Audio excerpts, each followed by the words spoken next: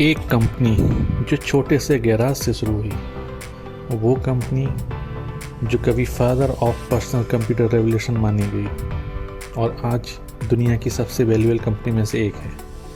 लेकिन एक समय यह कंपनी दिवालिया होने की कगार पर थी। ये है एप्पल की कहानी। अरे नहीं, ये वाला एप्पल नहीं, ये वाला एप्पल।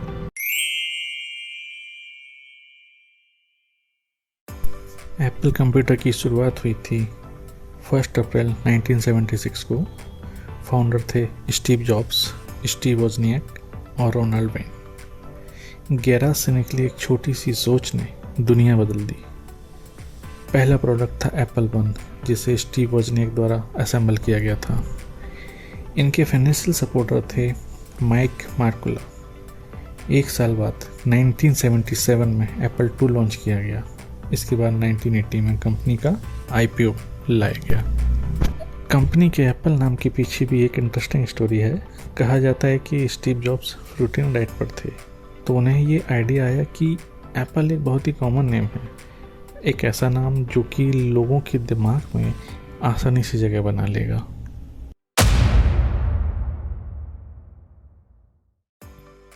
बात करते हैं एप्पल के राइज एंड फॉल की। 1970s और 80s में एप्पल टू और मैकिंटोश ने धमाका कर दिया। 1977 में एप्पल टू लार्ज स्केल पे मार्केट में अवेलेबल एक पीसी था। 1980 का IPO एक हिस्टोरिक मोमेंट था। 80 के डिकेड में एप्पल टू और मैकिंटोश की अपार सफलता से एप्पल ने घर घर में अपनी जगह बना ली थी। लेकिन 1985 से कंपनी का बुरा समय शुरू हुआ। क्या थे इसके रीजन, आइए जानते हैं। 1985 में कॉर्पोरेट पॉलिटिक्स की वजह से स्टीव जॉब्स को कंपनी से फायर कर दिया गया। उनके बाद आए जॉन स्कूली और गिल एमिलियो। जॉब्स जितने प्रतिभाशाली और विजनरी नहीं साबित हुए। पॉलिटिक्स के चलते कंपनी एक स्ट्रॉन्ग लीडर की कमी से जूझती रही। 90s में एप्पल ने लगभग 25 मॉडल और वेरिएंट लॉन्च कर दिए। सभी के नाम अलग, सभी के फीचर्स अलग। इतने सारे मॉडल और वेरिएंट की वजह से प्रोडक्शन कॉस्ट भी बढ़ती जा रही थी और लो बाइंग की वजह से स्टोर में स्टॉक भी बढ़ता गया, जिसका नतीजा हुआ कंपनी को हैवी लॉस। माइक्रोसॉफ्ट ने कंपैरेटिवली सस्ते विंडोज़ लॉन्च कर दिए। ये सिस्टम यूजर फ्रेंडली थे, इजी और हर पीसी के साथ कॉम्पेटिबल थे। एप्पल के कंपैरिजन में इंटेल का प्रोसेसर काफ़ी तेज़ था। एप्पल एक क्लोज इकोसिस्टम था। अब लोगों की नज़र में एप्पल एक्सक्लूसिव तो था, लेकिन महंगा भी था। वहीं माइक्रोसॉफ्ट इजीली एक्सेसिबल था और सस्ता भी। एक समय IBM, माइक्रोसॉफ्ट, डेल और कॉम्पैक्ट इसके सबसे बड़े कॉम्पिटिटर बन गए। इन्हीं कारणों से कस्टमर माइक्रोसॉफ्ट और दूसरे ब्रांड पर शिफ्ट हो गए। कुछ रिपोर्ट्स के अकॉर्डिंग 1995 से 1997 के बीच कंपनी का ईयरली लॉस था लगभग $100 करोड़। कंपनी को इस तरह से लॉस में जाते हुए देखकर कस्टमर्स और इन्वेस्टर्स दोनों का भरोसा खोता जा रहा था। ये बात है 1997 की। एप्पल की एक बोर्ड मीटिंग चल रही थी। उस समय चीफ फाइनेंशियल ऑफिसर थे फ्रेड एंडरसन। उन्होंने मीटिंग में बहुत ही सीरियस मोड में ये अनाउंस किया कि अब कंपनी के पास सिर्फ 90 डेज का कैश बचा हुआ है।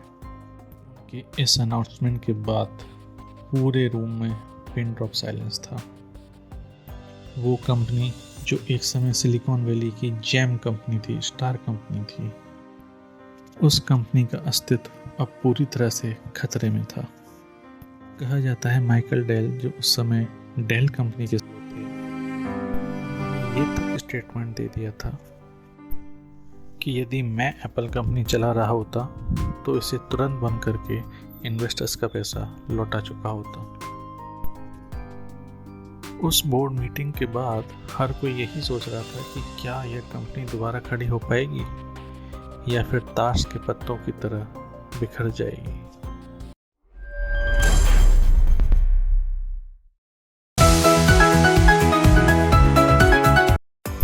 जानते हैं एप्पल कंपनी ने उस बुरे दौर से निकलकर कैसे शानदार वापसी की। 1997 में स्टीव जॉब्स को एप्पल में वापस बुलाया गया और फिर सीईओ बनाया गया। स्टीव के आते ही कंपनी में एक नई एनर्जी आ चुकी थी। स्टीव जॉब्स ने 2 मेन प्रिंसिपल पर काम किया। पहला कस्टमर फर्स्ट, दूसरा सिंप्लिसिटी। स्टीव के क्विक और इफेक्टिव डिसीजंस ने कंपनी को दोबारा खड़ा करने में बहुत सपोर्ट किया। एक समय कंपनी ने जो 20-25 मॉडल और वेरिएंट लॉन्च कर दिए थे, स्टीव जॉब्स ने आते ही लगभग 75% प्रोडक्ट बंद कर दिए। उन्होंने सिर्फ 4 प्रोडक्ट कैटेगरी रखी: consumer desktop, professional desktop, consumer laptop, professional laptop. इससे फ़ायदा ये हुआ कि रिसोर्सेज का इफ़ेक्टिव यूटिलाइजेशन हुआ। अब कस्टमर्स को भी कोई कन्फ्यूजन नहीं था क्योंकि प्रोडक्ट लाइन में काफ़ी क्लैरिटी थी। स्टीव ने अपने कॉम्पिटिटर यानी माइक्रोसॉफ्ट के साथ अच्छे बिजनेस टर्म्स बनाए। दोनों कंपनीज के बीच चली आ रही एक लंबी कानूनी लड़ाई भी अब ख़त्म हो चुकी थी। इससे एप्पल की क्रेडिबिलिटी बढ़ने लगी। स्टीव ने D2C यानी डायरेक्ट टू कस्टमर पर फोकस और ऑनलाइन एप्पल स्टोर लॉन्च किए गए। इससे एप्पल को अपनी प्रीमियम ब्रांड इमेज बनाने में अच्छी खासी सफलता मिली। बाद में iMac, iPod, iTunes, आईफोन और iPad की लॉन्चिंग ने इस ब्रांड को दोबारा टॉप पे ला दिया। इसी दौरान कंपनी ने अपना नाम चेंज करके